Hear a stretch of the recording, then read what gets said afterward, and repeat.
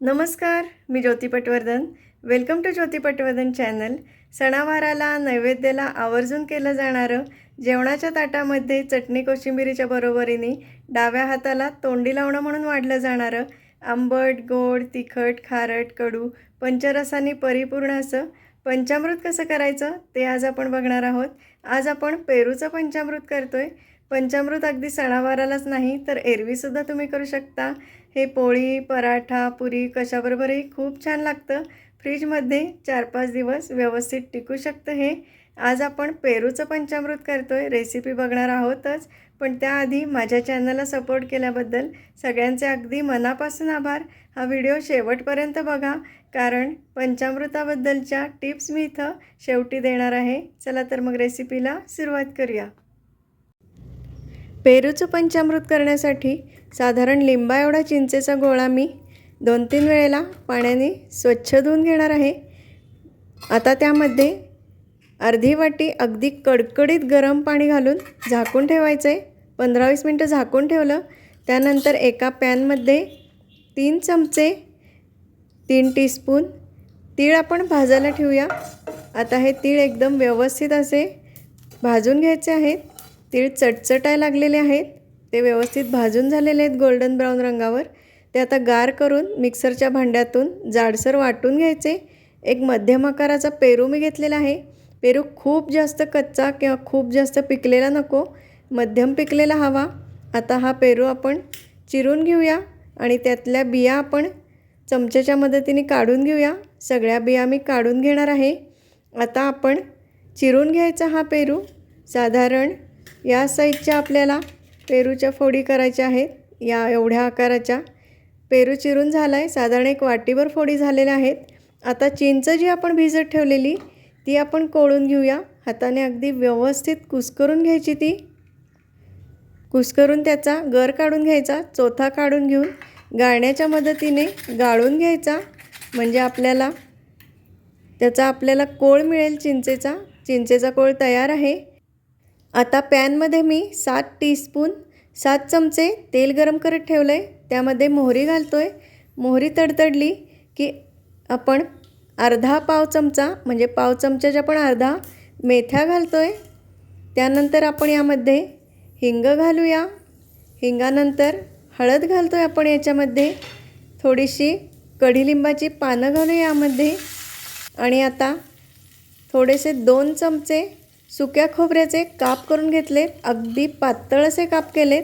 ते 2 चमचे आपण काप याच्यात घालूया सुक्या खोबऱ्याचे. आणि 2 चमचे कच्चे शेंगदाणे मी इथं घालते आहे. कच्चे शेंगदाणे घालूया.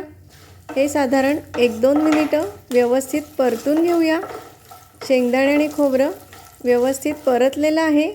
त्यामध्ये आता चिंचेचा कोळ घालूया. आता यामध्ये चवीनुसार लाल तिखट घालूया. चवीनुसार गोडा मसाला घालूया. गोडा मसाला नसेल तर अडून राहायला नको म्हणून थोडासा गरम मसाला तुम्ही यात घालू शकता. 2-3 हिरव्या मिरच्या मी इथं चिरून घातलेल्या आहेत. सगळं थोडंसं परतून घेऊया. आता यामध्ये चिंचेच्या दुप्पट मी इथं गूळ वापरलेला आहे. जेवढी चिंच घेतलेली त्याच्या दुप्पट गूळ. आपण आता याच्यात पाणी घालतो आहे. साधारण 1.25 वाटी पाणी मी इथं घातलं आहे. तुम्ही तुमच्या अंदाजानुसार थोडंफार कमी जास्त करू शकता. यात आता जे तिळाचं कूट आपण करून ठेवलेलं मिक्सरला ते घालतो आहे. त्याचबरोबर 2 चमचे भाजून ठेवलेले शेंगदाण्याची पूड घालतो आहे. भाजलेल्या शेंगदाण्याची पूड 2 चमचे. चवीनुसार मीठ घालूया. आता याच्यावर झाकण ठेवूया आणि याला शिजू देऊया. साधारण 3 मिनिटं याला शिजवून घेतलेलं आहे. लो फ्लेमवर शिजवायचं आहे, अगदी मंद गॅसवर. हे आता परत एकदा थोडंसं व्यवस्थित ढवळून घेऊया आणि त्यामध्ये पेरूच्या फोडी घालूया. चिरलेला पेरू आपण ठेवलेला तो घालतो आहे. आता याच्यावर परत एकदा झाकण ठेवतो आहे आणि शिजवून घेतो आहे आपण. परत एकदा 3 मिनिटं याला लो फ्लेमवर अगदी मंद गॅसवर शिजवून घेतलं आपण. परत एकदा हे चांगलं ढवळूया आणि आपण बघूया पेरू किती शिजला आहे. पेरू बऱ्यापैकी शिजलेला आहे. आता आपण याच्यावर झाकण ठेवायचं नाही आहे. हे थोडंसं दाटसर होईपर्यंत मध्यम गॅसवर याला शिजवून घ्यायचं आहे. मधून ढवळायचं आहे हे, नाहीतर खाली लागू शकतं. याची कन्सिस्टन्सी तुम्ही बघू शकता. हे इतपत असं पातळ करायचं. शिजवल्यावर इतपत पातळ पाहिजे ते, कारण गार झाल्यानंतर परत ते बऱ्यापैकी घट्ट होतं. तुम्ही बघू शकता गार झाल्यानंतर याची कन्सिस्टन्सी हे इतपत घट्ट झालेलं आहे.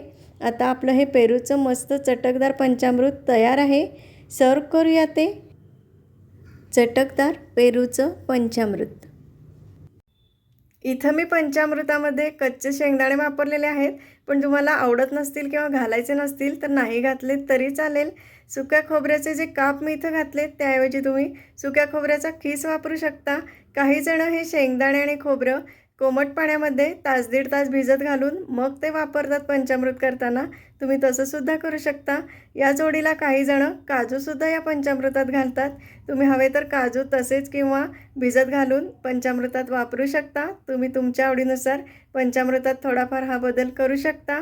त्याचप्रमाणे मी इथं पेरू वापरला आहे, पण पेरू न वापरतासुद्धा नुसत्या हिरव्या मिरच्या जशा आपण वापरल्यात तशा वापरून बाकीची कृती अगदी सारखीच करून तुम्ही बेसिक पंचामृत करू शकता बिना पेरू वापरता. पेरूच्या ऐवजी तुम्ही सिमला मिरचीसुद्धा वापरू शकता, म्हणजेच ढबू मिरची वापरूनसुद्धा तुम्ही पंचामृत करू शकता. आय होप की तुम्हाला हा व्हिडिओ आवडला असेल. धन्यवाद.